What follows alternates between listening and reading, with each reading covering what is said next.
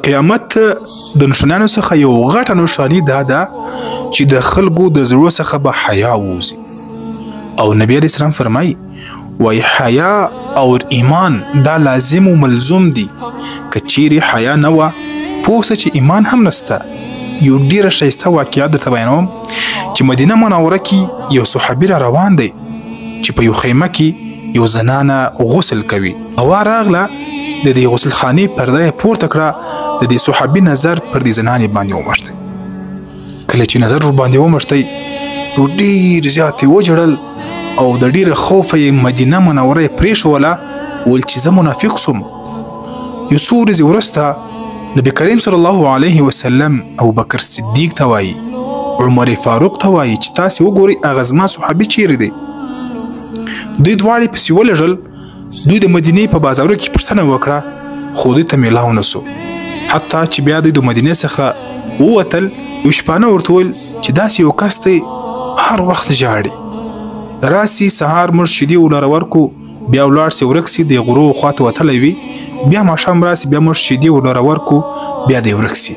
خو ډېر زیات خفګان کوي.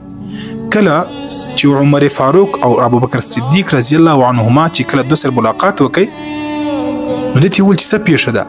ده ورته ما مه درسره بیاست مدینې ته.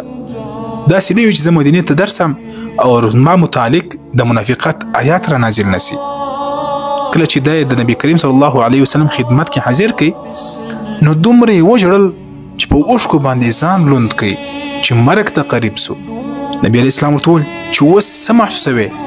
ده ورته وویل چې یا رسول الله زما د الله څخه ویره هم دومره زیاته ده چې تر حد وتلې ده او امید مې هم بیخي ډېر زیات دی چې الله به ما معاف کوي او زما دا ګناهونه به رابخښي.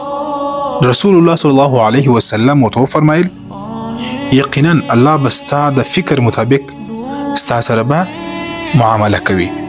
نن حیا موږ پیژنو نه، د خور حیا، د مور حیا، او په دې وخت کې دا ټیک ټاک او دا لایفونه دا حیا دومره ختم کړي چې نن سبا حیا مسلمان پیژني نه چې حیا څه شي ته وایي.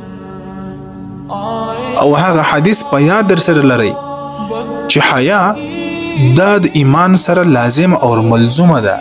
که چیرې حیا وه مؤمن به یې، که چیرې حیا نه وه مؤمن نه یې. سر خلاص که.